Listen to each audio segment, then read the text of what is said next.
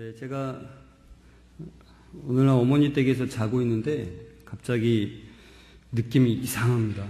그래서 눈을 떠보니 제가 꽁꽁 묶여 있었습니다. 그래서 도저히 믿을 수 없는 상황 때문에 이게 뭔 일이지? 그러고서 몸을 움직여도 너무 꽉 묶여 있는 거예요. 그래서 또 봤더니 옆에 어머니가 칼을 들고서 부들부들 이렇게 떨고 있는 거죠. 그래서 어머니 지금 뭐 하는 거예요? 이렇게 물었더니 어머니가 하시는 말이 떨리는 목소리로 하나님께서 오늘 너를 죽이라고 하셔. 번제로 드리라고 하셔. 그러시는 거죠. 그래서 제가 한 바퀴 돌면서 어머니 미쳤어요? 지금 뭐 하는 거예요, 지금? 미쳐도 단단히 미쳤군요, 지금. 이 내용은 지금 제가 오늘 이 말씀을 준비하면서 상상해 본 내용입니다. 만약에 이런 일이 과연 벌어지면 주여죠, 그죠? 주여죠. 아마도 이제 이삭이 얼마나 황당할까를 생각해 보면서 나한테도 이런 일이 일어나면 어떨까? 여러분의 이제 부모님이 만약에 칼을 들고 여러분을 묶어놓고 진짜 죽이려고 하면 여러분은 과연 어떤 반응을 보이시겠습니까? 너무 이상한 거죠. 말도 안 되는. 근데 그걸 생각하면서 다시 이 본문을 보면 정말 이상한 겁니다. 이제 이삭이 좀 왜 이런 반응을 보였을까가 너무 이상한 거죠. 어느 날 이른 아침에 아버지가 갑자기 일어나자마자 이삭아, 하나님이 모리아산으로 가서 제사를 드리라고 하셔. 가자. 근데 뭔가 목소리가 좀 사뭇 진지한 거죠. 그래서 아무 대꾸도 못하고 이제 아버지를 따라서 짐을 꾸려서 갑니다. 그래서 약 부엘세바에서 이스라엘까지 약 80에서 100km 정도 되는데 그 거리를 한 3일 길을 걸어서 이제 걷는 거죠. 3일을 걷는데 아버지는 거의 말이 없으시고 평소와는 뭔가 다른 모습이 있는 겁니다. 그러니까 이삭이 그렇게 생각했겠죠. 뭔 일이 있구나. 뭔가 이상한 게 있구나.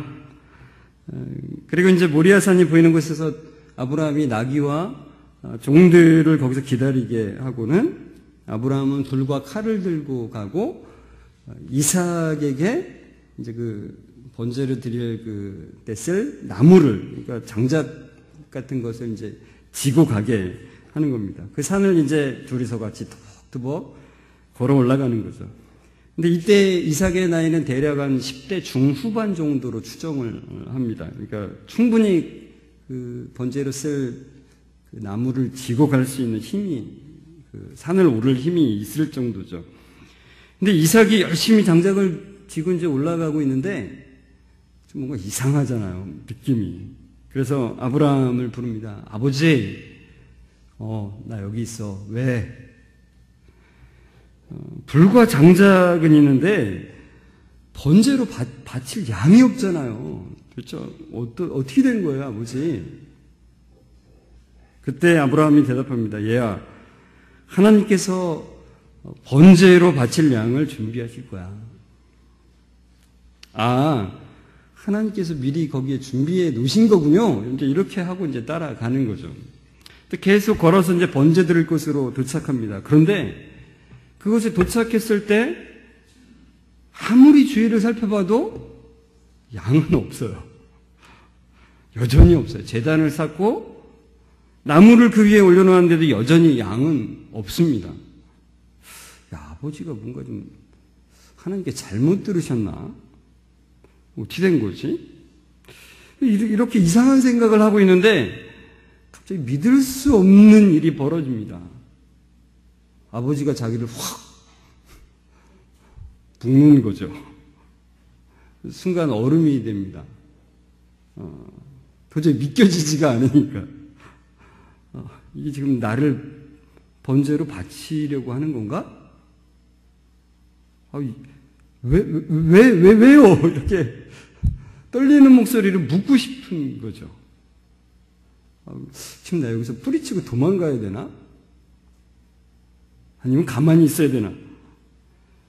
근데 이상하게 이삭은 묵묵히 자신을 묻고 있는 그 아버지를 그냥 바라보고 있고 스스로 묶이고 있는 자신을 또한 바라보고 느끼고 있는 겁니다. 여러분, 이삭은 충분히 뿌리치고 도망갈 수 있었습니다. 어느 정도 나이가 있었고 아버지는 이제 힘이 없는 그런 나이입니다. 그리고 아버지에게 충분히 항변할 수 있죠. 왜요? 왜? 도대체 왜 나를 묶는 겁니까? 도대체 왜 내가 번제로 드려야 되는 겁니까? 이렇게 항변할 수 있었겠죠. 지금 제가 한 목소리보다 훨씬 더 크게. 아버지 미쳤어요? 맨날 하나님 하더니 진짜 미친 게 분명하군요. 이렇게 항변할 수 있었겠죠. 여러분, 보통 이제 아버지의 말에 잘 듣다가도 생명의 위협이 겪게 되면 쉽게 거기에 순종하기는 어렵습니다. 지금 가만히 있으면 죽는 거라는 걸 직감했는데 보통의 이유로는 그때 가만히 있을 수가 없는 거죠. 몸부림치게 돼 있고 고함 지르게 돼 있고 항변하고 어떻게 된 거냐고 막 따지게 되는 거죠. 이성을 잃게 되는 거 아닙니까? 그런데 도대체 무슨 이유로 이삭이 가만히 있게 된 것일까? 우리는 그 이유는 다 알 수는 없습니다. 성경이 자세히 얘기해 주지 않기 때문입니다. 그러나 그 이유를 어느 정도 알 수 있게 하는 단서들이 성경에는 있다는 거죠. 바로 이 아브라함을 통해서라는 겁니다. 아브라함은 오늘 하나님께서 나타나셔서 내가 내게 지시할 땅으로 가라고 하는 그 강력한 음성을 듣죠. 그래서 그 고향을 떠나고 또 하란에 있다가 또 한번 이제 떠나서 하나님이 지시하는 그 땅으로 가게 됩니다. 어떻든가 그 강력한 음성을 듣고 이건 안 떠나면 안 되겠구나라고 하는 그 강력한 음성을 듣고 떠났지만 이 타지에서의 삶은 그렇게 녹록하지 않았습니다. 지금 우리가 사는 시대는 어느 정도 법의 보호를 받고 있고 손해를 보거나 누가 나한테 피해를 끼치면 그것에 대해서 법에 항변할 수 있는 기회들이 어느 정도 있죠. 물론 억울한 때도 있지만. 그러나 이 아브라함이 살던 시대는 지금 우리가 살아가는 이 시대만큼 안정적이지 못했습니다. 힘이 센 자가 뺏어가면 억울하게 뺏기고 그냥 주저앉아 울 수밖에 없는 그런 시대였다는 거죠. 특히 외부에서 온 이주자들에 대한 경계심은 이루 말할 수가 없는 거죠. 왜냐하면 자기 것을 빼앗아갈 수 있는 사람이라고 하는 그것 때문에. 그리고 이미 텃세가 존재하기 때문에 외부에서 온 사람 것을 어떻게 시시탐탐 노리는 것들이 많이 있었습니다. 그러니까 하나님의 지시하심으로 간 그 땅에서의 삶은 참 그렇게 현실이 만만치 않았던 겁니다. 현실의 벽이 높았던 거죠. 그래서 아브라함은 하나님을 전적으로 의지하지 못하고 인간의 지혜로 그 현실에 대처할 때가 참 많죠. 2번이나 자기 아내를 너희 동생이라 속이는 거죠. 자기 죽을까 봐. 그 얘기는 하나님을 온전히 내가 지금 믿지 못하고 있다는 것을 아브라함이 말해주고 있는 거죠. 그리고 하나님의 약속도 믿지 못하고 그 여종 하갈을 통해서 이스마엘을 낳죠. 이제 16장에 나오는데 내 몸에서 날 자가 상속자가 될 것이라는 그 하나님의 약속, 15장의 그 약속을 믿지 못하고 여종을 통해서 나면 어때? 이렇게 사라와 생각하는 거죠. 그리고 사라를 통해서 아들을 낳을 것이라고 말씀하셨을 때는 아브라함이 웃는데요. 어떤 자세로 웃냐면 하나님 앞에 엎드린 자세로 있다가 킥대고 웃는 장면이 나옵니다. 그게 이제 창세기 17장 17절에 아브라함이 엎드려 웃으며 마음속으로 이르되 100세 된 사람이 어찌 자식을 낳을까? 사라는 90세니 어찌 출산하리요? 하고 난 100세고 내 아내는 90세인데 도대체 어떻게 아이를 낳는단 말이요? 이렇게 하고서는 크크대고 웃는 거죠. 또 참고로 말씀드리면은 또 사라는 18장에서 이제 그 하나님의 사람이 이제 와서 그 아브라함과 이야기할 때 문간에서 이제 그것을 얘기를 듣고는 아이를 낳을 것이라는 얘기를 듣고서는 또 웃죠. 부부가 같이 이제 못 믿는 겁니다. 그런데 아브라함이 하나님을 이렇게 신뢰하지 못하는 중간중간에 하나님께서는 그를 변화시켜 가신다는 거예요. 그러니까 12장과 20장에 그 애굽왕 앞에서 이제 그 바로 앞에서 이제 자기 아내를 뇌동상으로 이제 말했던 그때, 그리고 20장에서 그라랑 아비멜렉 앞에서도 똑같이 그렇게 거짓말을 했을 때도 하나님이 그 왕들에게 나타나셔서 너 죽을래? 너 건드리면 죽는다. 이렇게 말씀하시는 거죠. 그러니까 아브라함이 가만 생각해 보니까 가장 센 분이 하나님이시라는 것을 이게 몸소 체험해 간 겁니다. 그리고 가장 결정적으로는 21장에서 결국 전혀 아이를 낳을 수 없었던 사라가, 이제까지 낳지도 못했고 이제 나이상으로 더 이상 이제 아이를 낳을 수 없는 나이, 그 사라가 아이를 낳은 거죠. 그러니까 아브라함이 그 일들을 생각하면서 이렇게 하나님에 대해서 그 신뢰가 더 커지는데요. 하나님은 무에서 유를 창조하시는 전능하신 창조자 하나님이시구나. 이 세상 그 무엇도 하나님 앞에서는 감히 설 수 없는 유일한 하나님이시구나. 그 하나님이 내게 찾아오셔서 믿음의 근원이 되어주시는구나. 그리고 그 믿음을 완전하게 하시는 하나님이시구나. 하나님이 나에게 약속을 주셨다면 그 약속은 반드시 지키시는 하나님이시구나. 이것을 깨달아 간다는 거죠. 하나님께서는 아브라함에게 언약을 주셨습니다.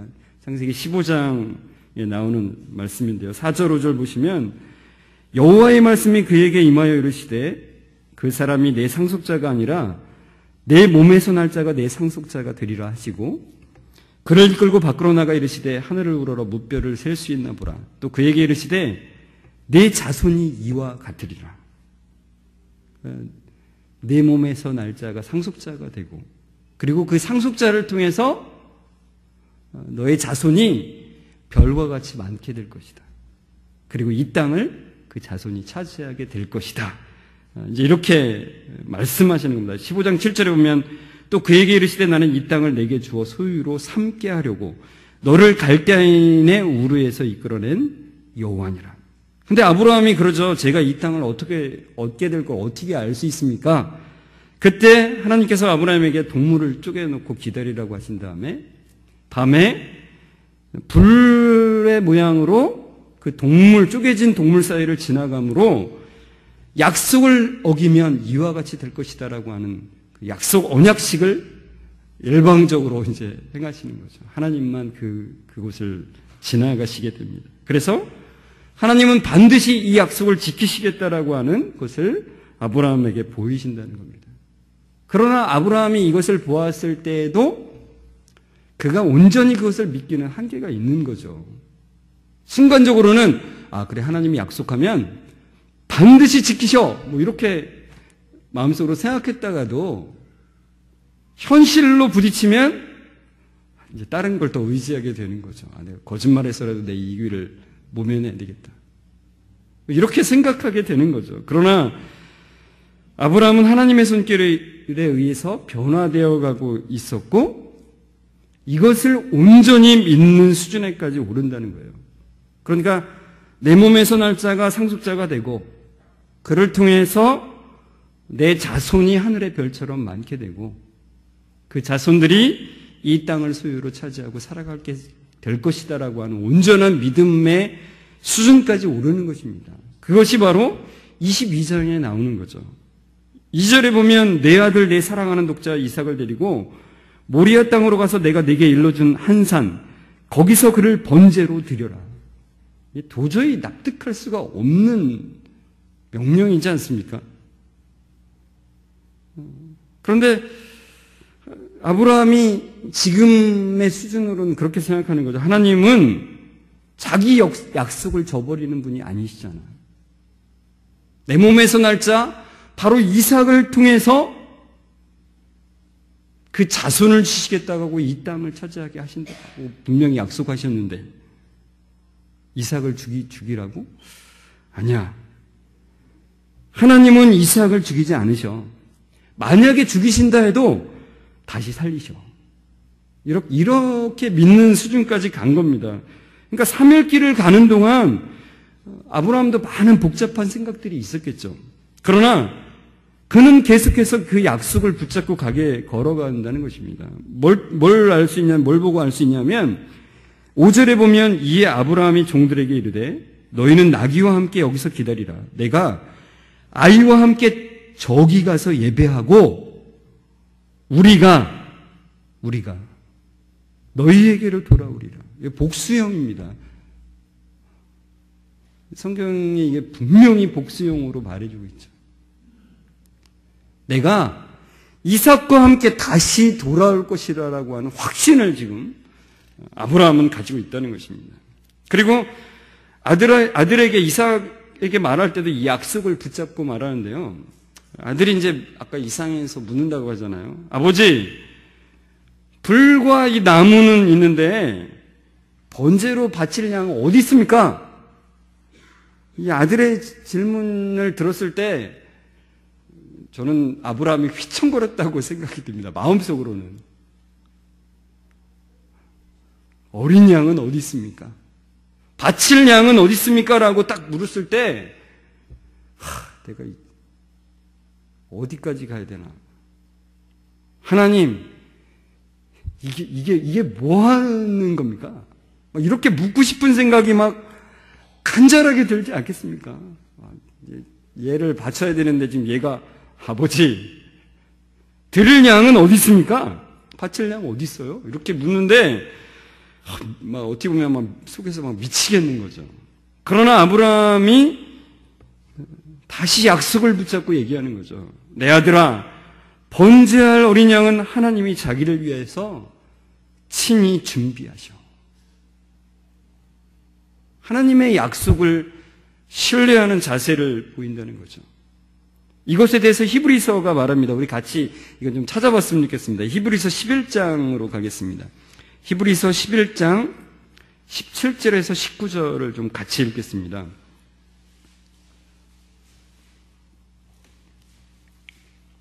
히브리서 11장 17절에서 19절 우리 한 목소리로 같이 읽도록 하겠습니다. 시작. 아브라함은 시험을 받을 때에 믿음으로 이삭을 드렸으니 그는 약속들을 받은 자로 돼 그 외아들을 드렸느니라.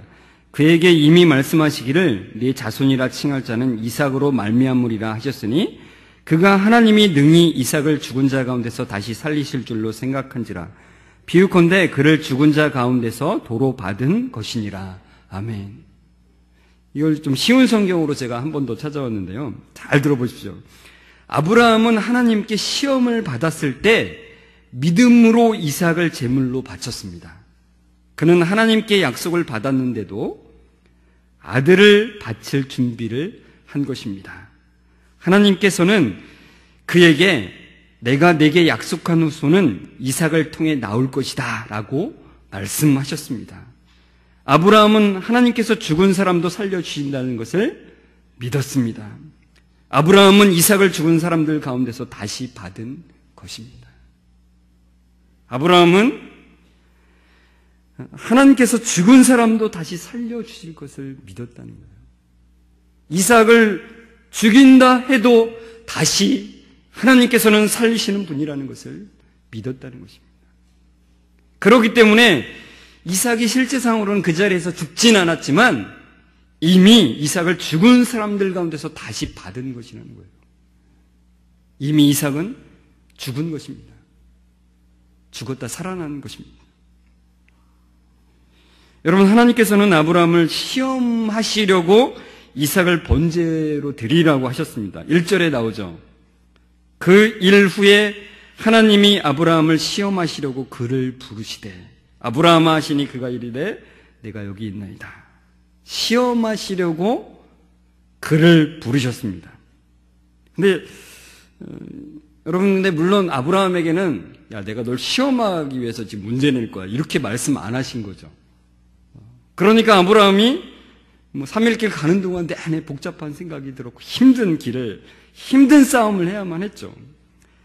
근데 이제 그 시험을 통과한 후에 그 여호와의 사자가 12절에 이제 말하는데, 그 아이에게서 내 손을 대지 말라, 그에게 아무 일도 하지 말라, 내가 내 아들 내 독자까지도 내게 아끼지 아니하였으니 내가 이제야 내가 하나님을 경외해야 하는 줄을 아노라, 이렇게 말씀하십니다. 그러니까 이 시험은 바로 아브라함의 믿음을 확인하기 위한 것이었다는 거죠. 하나님을 진정으로 경외하는지 경외하지 않는지를 확인하는 것이었습니다. 그런데 하나님께서 이 사람을 시험하신다는 표현이 성경에 이제 곳곳에 나오는데, 그 시험의 의미가 단순하지는 않습니다. 그냥 뭘 시험을 해서 통과하면 잘했어, 이런 개념으로 단순하게 생각할 것이 아니라는 거죠. 아브라함의 경우 이제야 내가 하나님을 경외하는 줄을 아노라라고 하신 말씀은, 이것만 마치 딱 보면 하나님께서 이때까지 알지 못하던 것을 아브라함을 시험하신 후에야 아셨던 것처럼 우리가 받아들일 수 있죠. 그러나 여러분, 우리 성경 전체를 통해서 볼 때 하나님은 우리 마음속까지 아시는 분이죠. 안 그렇습니까? 성경이 우리에게 그것을 너무나 여러 곳에서 말씀하고 있죠. 요한복음 2장 25절에 보면, 또 사람에 대하여 누구의 증언도 받으실 필요가 없었으니 이는 그가 친히 사람의 속에 있는 것을 아셨습니다. 사람 속을 아십니다. 구약에도 곳곳에 표현해 우리의 모태부터 우리 속을 다 아신다라고 그렇게 말씀하십니다. 우리의 모든 상태와 성품을 다 아시는 하나님. 하나님은 아브라함의 모든 것을 알고 계시죠. 그의 상태와 그의 성품이, 그가 하나님을 경외하는지 아니하는지를 잘 알고 계십니다. 그러니까 아브라함의 영적 상태나 성품을 모르셔서 이를 알기 위해서 시험했다라고는 말할 수는 없다는 거죠. 여기서 이게 참, 이걸 그럼 어떻게 받아들여야 되나는 이게 궁금증이 들어야 됩니다. 그러니까 시험과 관련해서 흔히 하나님께서 내가 알려 하노라라고 하신 것은 이미 알고 계시지만 어떤 사실이 그 경험을 통해서 완전히 드러나게 하심으로, 그것이 확정되게 하시고 그것을 실제로 증명되게 하신다는 겁니다. 좀 약간 어려운 말인가요? 이미 알고는 계시지만 아브라함이 하나님을 경외하는 줄은 분명히 알고 계세요. 그러나 아브라함이 그 사실을 경험을 통해서 완전히 드러내도록 하심으로 그것이 그 하나님을 경외하고 하나님을 믿는 그 신뢰가 확정되게 하시고 그 경험을 통해서요, 실제로 그것이 증명되도록 하는 거죠. 그러니까 아브라함은 이 이삭을 번제로 드리는 이 사건을 통해서 참 많은 것을 배워가고 있는 것입니다. 단순히 테스트만이 아닌, 여러분 사실은 테스트라는 것은 사실 우리에게 커다란 배움을 주는 거죠. 우리의 모든 삶은 순간순간의 배움입니다. 순간순간의 변화를 위해서 하나님께서 우리에게 주어주시는 하루하루라는 거죠. 그러니까 하나님께서 이삭을 번제로 드리라는 이 명령에 대해서 아브라함은 자기의 가장 소중한 것, 하나님이 말씀하잖아요. 너희 그 사랑하는 아들, 그러니까 너의 그 생명까지도 대체할 만한 너의 분신인 그 이삭을 드려라 그러잖아요. 가장 소중한 것을 드리는 그 태도의 모든 과정을 통해서 하나님께서는 아브라함의 믿음이 완전히 드러나게 하시는 거예요. 그래서 확증되고 실제로 그것이 증명되도록 하셨다는 거죠. 그러니까 아브라함의 믿음이 더욱더 견고하게 되기를 바라시는 하나님의 심정이 여기에 배어 있다는 것입니다. 하나님께서는 아브라함을 그 순간에도 더욱더 변화시켜가고 계시다는 거죠. 여러분, 아브라함이 스스로 노력해서 이 수준에까지 온 게 아닌 거예요. 하나님께서 약속을 주시고 그 약속을 반드시 지키시는 분이라는 것을 믿도록 신뢰를 주신다는 거죠. 단계마다 하나님께서 그 손길로 신뢰를 지키시면서 그 신뢰를 커지게 하시는 그 인도하심의 손길이 있다는 것입니다. 아브라함이 할 수 있는 것은 그 하나님의 손길을 바라보면서 하나님, 오직 하나님의 약속만을 붙들게 도와주옵소서. 내가 다른 것 의지하지 아니하고 하나님만을 신뢰하면서 살아갈 수 있도록 도와주옵소서라고 기도하는 것밖에 없다는 거죠. 여러분, 바로 이삭이 보았던 게 이것이라는 겁니다. 하나님은 약속을 하시면 반드시 이루시는 하나님이시기에 그 약속만을 붙들기 원하는 간절한 소망, 그 하나님의 은혜를 구하는 자세, 이삭이 보고 있었던 것이 바로 이것이라는 거죠. 그 약속 때문에 하나님은 이삭이 죽어도 다시 이삭을 살리는 분이라는 것을 신뢰하는 자세. 여러분, 이삭도 얼마나 그 순간에 많은 생각이 스쳐 지나갔을까요? 안 그렇겠습니까? 제가 아까 말씀드렸지, 묶여서 도대체 이게 뭐예요? 라고 말하고 싶은, 묻고 싶고 막 저항하고 싶은 그런 마음, 무진장 많은 생각들이 그 순간에 왔다 갔다 막 했겠죠. 그러나 그 순간 이삭은 하나님의 약속을 붙잡기를 바라는 그 아버지를 바라보고 있지 않았는가. 그리고 그 아버지와 함께 그 약속을 지키시는 그 하나님을 바라보고 있지 않은가. 그것입니다. 여러분, 하나님은 우리에게도 약속을 주셨습니다.